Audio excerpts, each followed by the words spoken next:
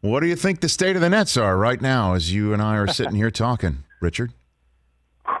Well, I think looking back on that game 3, that grinded out and how important it was, a lot of people saw that as like, oh, well, the Nets aren't going to shoot like this, and Kyrie and Kevin are going to be fine. And I've always felt this. The longer this series goes, the more it favors Milwaukee.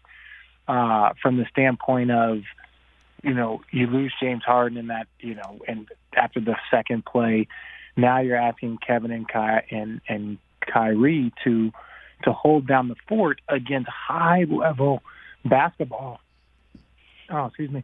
And they haven't done that consistently. So, they've had injuries, they've been banged up, and COVID protocol, but now you're like, oh, you got to go 6 games against Boston. You got to go 5, 6, 7 games against Milwaukee. You got to go 5, 6, 7 games against Philly or whoever's coming out on that side.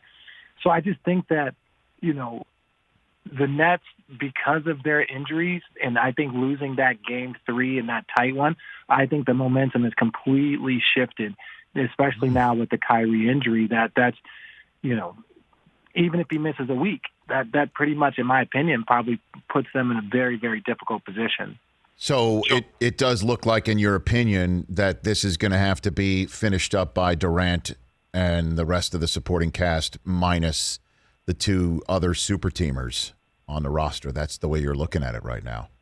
Yeah, and even when you look at, let's go back in the past and look at some injuries, I'll stand by it. Toronto did everything that they needed to do, and Kawhi Leonard had one of the best runs that we had seen in a while. But ultimately, Kevin Durant being out and Klay Thompson being out is the reason why the Golden State Warriors didn't win a championship. And right now you have a situation where James Harden and his hamstring that he's been dealing with for months now, and there is no timetable, and even you can only count on what you can count on. So even if he's able to come back in a week or able to come back in a couple of days, that hamstring's been giving him problems for months. It set him out. So how can you really take into account can he really do the type of load, especially with Kyrie being out?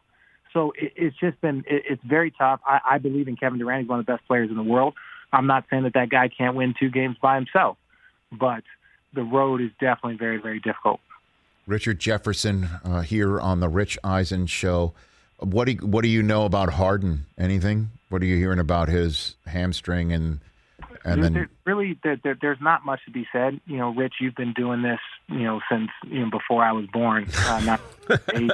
I know. You know those hamstrings, especially.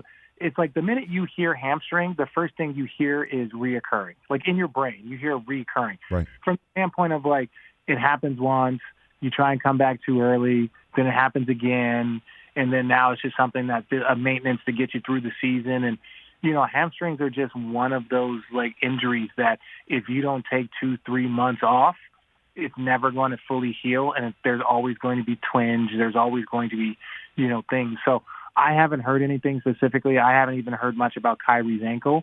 But again, giving it the eye test, Kyrie had his hands full with Drew Holiday being 100% healthy. Like Drew Holiday was doing a very good job, though both those guys were competing really well. So now, with Kyrie with that ankle, let's say Kyrie's at 70%. Like, even if he's able to go out there and he's at 70-75%, that doesn't give, a lot of room for error still. So I just think it's very, very difficult, the position that they're in.